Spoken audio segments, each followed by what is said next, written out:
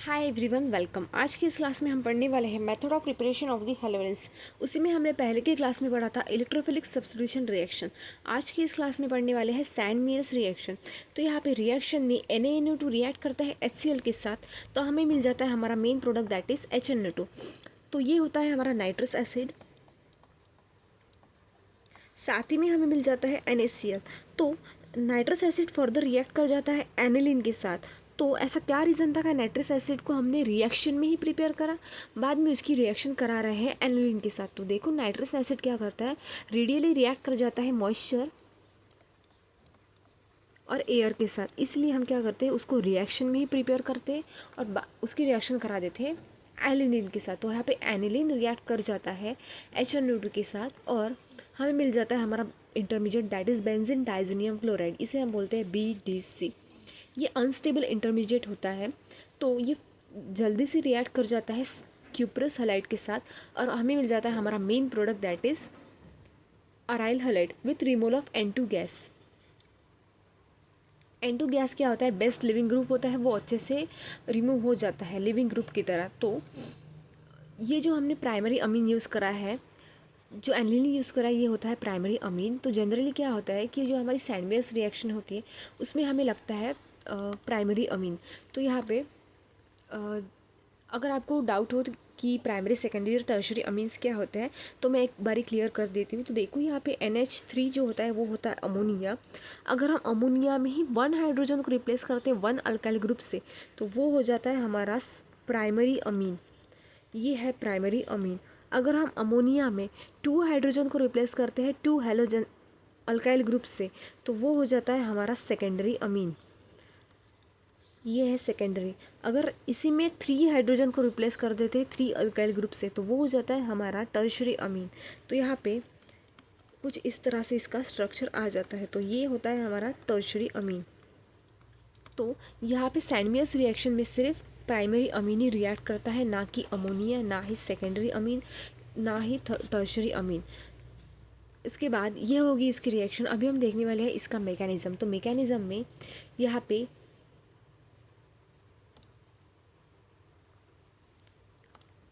HNO2 react कर जाता है H पॉजिटिव के साथ। तो देखो ये H पॉजिटिव कहाँ से आया, यहाँ पे जो हमने यहाँ पे जो ये हाइड्रोक्लोरिक एसिड है वहाँ से क्या होते हैं H पॉजिटिव आयंस जनरेट होते हैं रिएक्शन में। तो ये वाला H पॉजिटिव आयन रिएक्ट कर जाता है हमारे HNO2 के साथ। तो यहाँ पे ये जो ऑक्सीजन के लोन पेयर्स होते हैं वो जाकर अटैक करते हैं H पॉजिटिव आयंस पर और इनके बीच में बन जाता है बॉन्ड। तो ऑक्सीजन ने अपने लोन पेयर्स शेयर करे तो उस पर आता है पॉजिटिव चार्ज। पॉजिटिव चार्ज आने के बाद ये H2O की तरह लिविंग ग्रुप की तरह बाहर निकल जाता है। H2O बहुत अच्छा लिविंग ग्रुप होता है। तो ऑर्गेनिक केमिस्ट्री में अगर पॉसिबिलिटी है कि यहाँ पे एसिड बेस की रिएक्शन हो सकती है तो वो पहले हो जाएगी, मतलब उसे पहला वाला प्रेफरेंस मिलेगा। तो देखो यहाँ पे नाइट्रोजन और ऑक्सीजन के बीच का जो बॉन्ड है उसमें है दो इलेक्ट्रॉन्स। तो ये दो इलेक्ट्रॉन्स लेके जाता है हमारा ऑक्सीजन। तो इस हिसाब से ये नाइट्रोजन होता है वो बन जाता है इलेक्ट्रॉन डेफिशिएंट। तो इस पर आता है पॉजिटिव चार्ज। पॉजिटिव चार्ज आने के बाद यहाँ पे क्या होता है, ये जो ऑक्सीजन होता है एडजेसेंट ऑक्सीजन, ये क्या करता है बैक बॉन्डिंग से अपने इलेक्ट्रॉन्स यहाँ पे शेयर कर देता है। तो देखो शेयर करने के बाद इस पर आता है पॉजिटिव चार्ज और यहाँ पे बन जाता है ट्रिपल बॉन्ड। तो ये क्या होता है, इसे हम बोलते हैं बैक बॉन्डिंग। बैक बॉन्डिंग कब होती है, अगर किसी भी कोई भी एलिमेंट है वो इलेक्ट्रॉन डेफिशिएंट है, अगर उसके एडजेसेंट में इलेक्ट्रॉन रिच एटम है तो वो क्या कर देगा, अपने लोन पेयर शेयर कर देगा इलेक्ट्रॉन डेफिशिएंट एलिमेंट के साथ। तो इनके बीच में बन जाएगा बॉन्ड। तो ये होती है बैक बॉन्डिंग। इसके बाद ये जो रेजोनेंस स्ट्रक्चर दिखाई है दोनों, इसे हम बोलते हैं नाइट्रोसोनियम आयन।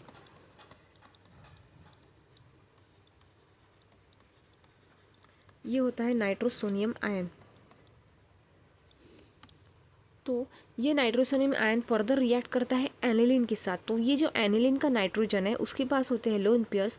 तो ये लोन पेयर्स जाकर अटैक कर देते हैं इस नाइट्रोजन पर। अटैक करने के बाद इनके बीच में बन जाता है बॉन्ड। बॉन्ड बनने के बाद इस नाइट्रोजन ने शेयर करे electrons that is lone pair, तो उस पर आता है पॉजिटिव चार्ज और पॉजिटिव चार्ज आने के बाद ये बन जाता है इलेक्ट्रॉन डेफिशिएंट। इसकी वजह से यहाँ पे ये वाला H पॉजिटिव बाहर निकल जाता है। बाहर निकलने के बाद इसके ये जो बॉन्ड है यहाँ पे, इस बॉन्ड में जो इलेक्ट्रॉन्स है लोन पेयर की तरह इस नाइट्रोजन पर आ जाते हैं। तो देखो अगर कोई लोन पेयर्स है या फिर निगेटिव चार्ज में जो इलेक्ट्रॉन्स होते हैं दो, या फिर बॉन्ड में जो इलेक्ट्रॉन्स होते हैं वो दो सिमिलर्स होते हैं, वो क्या कर सकते हैं, डीलोकलाइज हो सकते हैं। जैसे कि यहाँ पे पहले बॉन्ड था, उसके बने लोन पेयर्स, तो ऐसा हो सकता है। तो इतना समझ लो कि ये जो होता है वो सेम होता है, लोन पेयर, निगेटिव चार्ज या फिर बॉन्ड। तो इसके बाद ये वाले लोन पेयर्स है इस तरह से यहाँ पे शिफ्ट हो जाते हैं। तो इनके बीच में बन जाता है डबल बॉन्ड। डबल बॉन्ड बनने के बाद यहाँ क्या होता है, ये जो नाइट्रोजन है, ये वाला नाइट्रोजन है, इसकी वैलेंसी ज़्यादा हो जाती है। इस वजह से क्या होता है, इस नाइट्रोजन की वैलेंसी ज़्यादा हो जाती है। इस वजह से ये वाला बॉन्ड इस तरह से इस डायरेक्शन में ब्रेक हो जाता है। ब्रेक होने के बाद इस पर आता है निगेटिव चार्ज। तो यहाँ पे आ गया निगेटिव चार्ज। तो निगेटिव चार्ज आने के बाद यहाँ पे क्या होता है, ये अपने इलेक्ट्रॉन शेयर कर देता है इस हाइड्रोजन के साथ। तो इनके बीच में बन जाता है बॉन्ड। तो देखो यहाँ पे हेटेरोलिटिक क्लीवेज से बॉन्ड ब्रेक हुआ है। जैसे ही ऑक्सीजन अटैक करता है हाइड्रोजन पर, ये वाला बॉन्ड इस डायरेक्शन में शिफ्ट हो जाता है नाइट्रोजन पर। तो शिफ्ट होने के बाद क्या होता है, यहाँ पर आ जाते हैं लोन पेयर। लोन पेयर आने के बाद ये जो H पॉजिटिव वो निकल गया था पहले ही, तो इस नाइट्रोजन पर आ गए लोन पेयर। लोन पेयर आने के बाद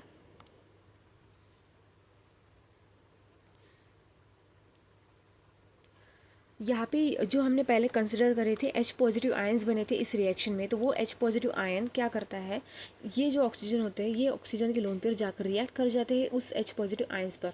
तो इनके बीच में बन जाता है बॉन्ड। बॉन्ड बनने के बाद ऑक्सीजन ने डोनेट करे अपने लोन पेयर्स, मतलब शेयर करे थे, इसलिए इस पर आया पॉजिटिव चार्ज। शेयर करने के बाद पॉजिटिव चार्ज आने के बाद आपको पता है कि H2O बहुत अच्छा लिविंग ग्रुप है, तो ये निकल जाता है।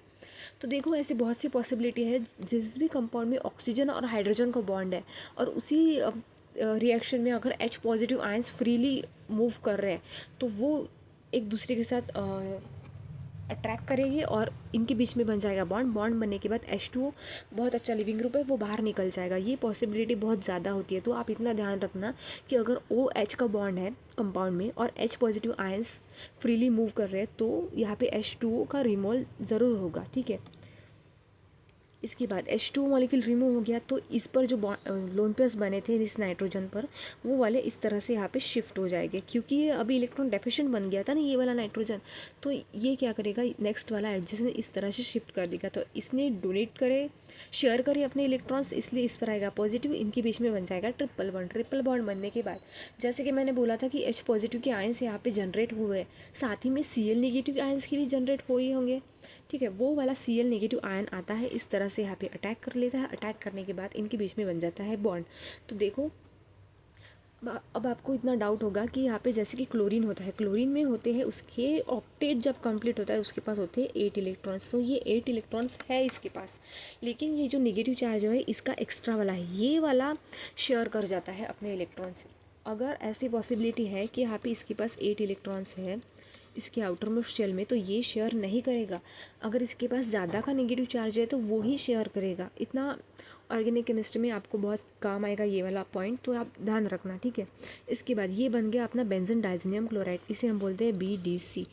तो ये जो हमने मैकेनिज्म पढ़ा अभी, ये क्या था, एक्चुअल में स्टाइनबर्ग्स रिएक्शन क्या होती है कि बेंजीन डाइज़ोनियम क्लोराइड से हमें मिलता है हमारा अराइल हलाइड। ये होती है मेजरली हमारी सैनमियस रिएक्शन। लेकिन हमें ये तो पता होना चाहिए ना कि बेंजीन डाइज़ोनियम क्लोराइड हमने किस तरह से बनाया, इसलिए ये था अपना फर्स्ट स्टेप का मैकेनिज्म। बाद में अभी हम देखने वाले हैं सेकंड स्टेप। तो सेकंड स्टेप में यहाँ पे रिएक्शन में, पहले रिएक्शन में देख रहे हैं यहाँ पे, जैसे कि हमारा ये बेंजीन डाइज़ोनियम क्लोराइड यहाँ पे रिएक्ट कर जाता है अपने cuprous chloride with hydrochloric acid के साथ, तो हमें मिल जाता है हमारा क्लोरोबेंजीन एज दी प्रोडक्ट, और ये N2 gas as the side product निकल जाता है। तो ये रहा अपना पहला रिएक्शन। सेकंड रिएक्शन में यहाँ पे क्या हो रहा है कि वैसे ही यहाँ पे क्यूप्रस ब्रोमाइड रिएक्ट कर रहा है HBr के साथ, तो हमें मिल रहा है हमारा प्रोडक्ट दैट इज़ ब्रोमोबेंजीन, और N2 gas as the gas release हो रहा है, ठीक है। तो ये जो दो रिएक्शंस थी ना, ये मेजरली थी हमारी सैनमियस रिएक्शन। मेजरली जो हमारी सैंडविच रिएक्शन होती है तो वहाँ पे क्लोरोबेंजीन और ब्रोमोबेंजीन ही बनता है। उसके बाद अगर इसके बाद में भी हमें कोई रिएक्शंस करानी हो तो हम करा सकते हैं, जैसे कि हमें ज़रूरत पड़ेगी कुछ डिफरेंट रिएजेंट्स की। तो यहाँ पे देखो, यहाँ पे फ्लोरोबेंजीन को प्रिपेयर करा है, उसके लिए हमें रिएजेंट की ज़रूरत थी HbF4। तो देखो यहाँ पे HbF4 रिएक्ट करा है। ये इस रिएक्शन, ये ना एक नेम रिएक्शन है। इस रिएक्शन का नाम क्या होता है? स्कीमैन स्कीमैन रिएक्शन होता है। ये स्कीमैन रिएक्शन होता है, ये हम आगे पढ़ेंगे। लेकिन अभी के लिए समझ लेते हैं कि बेंजीन डायज़ोनियम क्लोराइड से फर्दर कौन से रिएक्शंस हो सकते हैं, इसलिए अभी हम ये रिएक्शन ले लेते हैं। तो इसका नाम होता है स्कीमैन रिएक्शन। तो यहाँ पे क्या होता है, ये रहा HbF4। तो देखो ये जो हाइड्रोजन है, जैसे कि मैंने अभी बताया कि ये जो Cl निगेटिव होता है और ये होता है N पॉजिटिव, ये होता है N2 पॉजिटिव और ये Cl नेगेटिव। तो ये रिएक्ट कर जाता है हाइड्रोजन के साथ और बना लेता है हाइड्रोक्लोरिक एसिड। ठीक है, ये था। और ये N2 गैस निकल जाता है, रिलीज़ हो जाता है N2 गैस। इसके बाद ये बचा अपना BF4। तो देखो पढ़ेंगे हम स्कीमैन रिएक्शन में, फिर भी अभी के लिए बता देती हूँ कि ये BF4 का क्या है। तो यहाँ पे देखो BF4। तो देखो जैसे कि आप जानते होंगे शायद से कि ये जो BF3 होता है, ये क्या होता है? लेविस एसिड होता है, लेविस एसिड।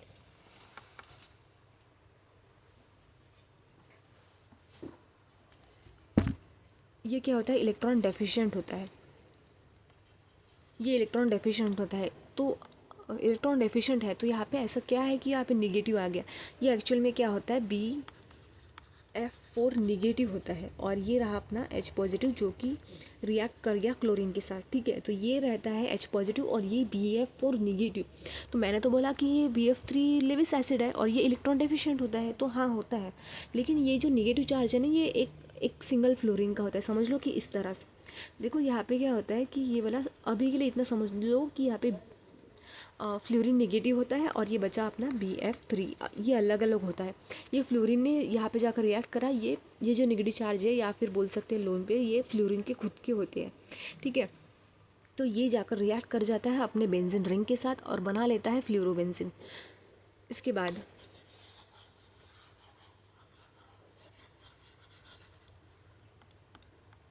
यहाँ पे देखो, जैसे कि हमने यहाँ पे क्लोरोबेंजीन प्रिपेयर करा, ब्रोमोबेंजीन प्रिपेयर करा, फ्लोरोबेंजीन प्रिपेयर करा। अभी हम प्रिपेयर करने वाले हैं आयोडोबेंजीन। तो उसके लिए हमें रिएजेंट लगेगा Ki हीट। तो यहाँ पे इजीली रिएक्शन हो जाएगी इस रिएजेंट से और हमें मिल जाएगा आयोडोबेंजीन और बचा अपना N2 गैस रिलीज हो जाएगा। तो देखो इसके बाद अगर हमें प्रिपेयर कराना है साइनोबेंजीन प्रिपेयर करने के लिए हमें रिएजेंट की ज़रूरत रहती है क्यूप्रस साइनाइड विथ KCN। तो हमें मिल जाता है अपना cyanobenzene with removal of N2 gas as the release हो जाता है, N2 गैस रिलीज़ हो जाता है। तो देखो ऐसा क्या था कि हमने यहाँ पे सिर्फ KCN ही लिया, ऐसा क्यों नहीं किया कि यहाँ पे हम SCN ले सकते हैं? तो ये बहुत अच्छे से रिएक्ट नहीं कर पाता है HCN, इसकी रिएक्टिविटी बहुत कम होती है, इसलिए हमने लिया है KCN से यहाँ पे रिएक्शन बहुत अच्छे से हो जाती है और हमें हमारा प्रोडक्ट मिल जाता है। तो ये थी इसकी रिएक्शन। इसी के साथ हम अभी देखने वाले हैं इस रिएक्शन का मैकेनिज़्म। ये जो मैकेनिज़्म रहेगा वो सिर्फ कंसिडर करना ये क्लोरोबेंजीन और ब्रोमोबेंजीन के लिए अभी के लिए, क्योंकि फ्लोरोबेंजीन का मैकेनिज़्म थोड़ा सा मैंने आपको समझा दिया, वो थोड़ा डिफरेंट होता है। लेकिन क्लोरोबेंजीन और ब्रोमोबेंजीन का मैकेनिज़्म है ना, वो फ्री रेडिकल से प्रोसीड करता है। तो यहाँ पे बेंजीन डाइज़ोनियम क्लोराइड रिएक्ट कर जाता है क्यूप्रस क्लोराइड के साथ। तो यहाँ पे क्या होता है, क्यूप्रस क्लोराइड के पास एक फ्री रेडिकल होता है, सिंगल फ्री रेडिकल होता है। तो ये रिएक्शन जो है वो प्रोसीड करती है सिंगल फ्री रेडिकल से। ये रिएक्शन प्रोसीड करती है सिंगल फ्री रेडिकल मैकेनिज्म में। ठीक है, तो यहाँ पे ये जो रेडिकल है कॉपर वाला, वो शेयर कर देता है, मतलब डोनेट कर देता है नाइट्रोजन को, इस नाइट्रोजन को। इसके बाद इस नाइट्रोजन पर वो रेडिकल आ जाता है, इसने एक्सेप्ट कर लिया। इसके बाद यहाँ पे आ जाता है क्यूप्रस क्लोराइड, इस पर आ जाता है पॉजिटिव चार्ज मतलब वो जो कॉपर है उसका वो ऑक्सीडेशन स्टेट। ठीक है, ऑक्सीडेशन स्टेट कैसे निकालना है इसके बाद हम लास्ट में देखेंगे। ठीक है, अभी देखते हैं कि यहाँ पे इसके बाद क्या होता है कि यहाँ पे होमोलिटिक फिजन से बॉन्ड ब्रेक हो जाता है इनके बीच का, किस तरह से वो देखते हैं। देखो होमोलिटिक फिजन से बॉन्ड ब्रेक होना मतलब ये कुछ इस तरह से ब्रेक हो जाता है। यहाँ पे एक रेडिकल था, यहाँ पे एक रेडिकल था, तो इस डायरेक्शन में एक रेडिकल ब्रेक हुआ और इस डायरेक्शन में एक रेडिकल ब्रेक हुआ। तो इस बेंजीन रिंग पर आया सिंगल रेडिकल और ये N2 गैस निकल गया। साथ ही में देखो यहाँ पे जैसे कि मैंने बोला N2 गैस तो पहले हमारा रिलीज हो गया अभी, और ये जो Cl नेगेटिव है ना, ये Cl नेगेटिव जाकर रिएक्ट कर गया था अभी इसके साथ CuCl के साथ, तो ये आ गया CuCl2 और ये था 2 पॉजिटिव, ये रहेगा अपना 2 पॉजिटिव अभी के लिए। ये जो 2 पॉजिटिव है ये कॉपर का ऑक्सीडेशन स्टेट है, तो वो कैसे निकालना है लास्ट में दिखेंगे, ठीक है। तो ये बेंजीन रेडिकल, हाँ बेंजीन रेडिकल, तो ये बेंजीन रेडिकल क्या करता है, इसके साथ रिएक्ट कर जाता है। तो देखो किस तरह से करता है। तो यहाँ पे देखो ये होता है CuCl और ये Cl, तो यहाँ पे क्या हो जाता है कि इस बॉन्ड में है 2 इलेक्ट्रॉन्स, तो यहाँ पे होमोलिटिक फिजन से बॉन्ड ब्रेक होता है, तो इस डायरेक्शन में बॉन्ड इस तरह का और ये रेडिकल इस तरह से ब्रेक हो जाता है। तो यहाँ पर आ जाता है Cl रेडिकल और CuCl और ये वाला रेडिकल।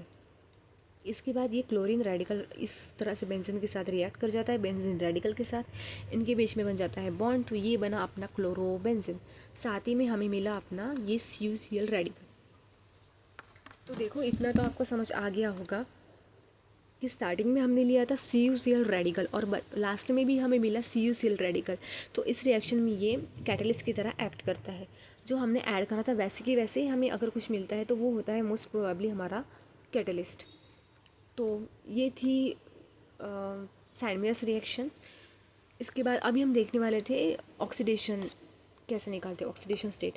तो यहाँ पे देखो जैसे कि यहाँ पे कुछ इस तरह से था और ये पॉजिटिव चार्ज इसका, तो देखो यहाँ पे ऑक्सीडेशन स्टेट निकालने के लिए कॉपर को ले लेते हैं X प्लस, यहाँ पे क्लोरीन कितनी है 1 क्लोरीन है, और क्लोरीन का ऑक्सीडेशन क्या होता है, जो हाइलाइट्स होती है उसको ऑक्सीडेशन होता है -1, तो ये -1 सिंगल है इसलिए -1 इक्वल्स टू 0। तो देखो ये जो क्यूप्रस क्लोराइड है वो क्या है, क्यूप्रस 1 हाइलाइट, क्यूप्रस ये क्या होता है एक्चुअल में, क्यूप्रस 1 क्लोराइड, 1 मतलब ये रोमन वर्ड में 1 लिखा है, ये क्या होता है इसकी ऑक्सीडेशन स्टेट। तो देखो इक्वल्स टू 0 क्योंकि ये न्यूट्रल कंपाउंड है, इसलिए न्यूट्रल में हम लेते हैं इक्वल्स टू 2 उसकी एडिशन को। तो यहाँ पे देखो X इज इक्वल्स टू +1, तो ये वाला +1 इसकी ऑक्सीडेशन स्टेट है। बाद में अभी देखने वाले हैं कि CuCl2+2 इसका निकाल लेते हैं ऑक्सीडेशन। तो देखो यहाँ पे क्यूप्रस कॉपर को ले लेते हैं X इज प्लस 2 क्लोरीन है इसलिए 2 -2 इक्वल्स टू 0। तो यहाँ पे X इज इक्वल्स टू -4 मतलब सॉरी ये 1 -1 तो यहाँ पे -2 और ये +2, तो ये आ गया इसका ऑक्सीडेशन स्टेट दैट इज़ +2। तो इसी तरह से हम ऑक्सीडेशन स्टेट निकाल सकते हैं। आई होप कि आज की क्लास आपको समझ आए हो। इसके नोट्स जो है मैं टेलीग्राम चैनल पर ऐड कर दूँगी, उसके लिंक आपको डिस्क्रिप्शन में मिल जाएगी। Thanks for watching.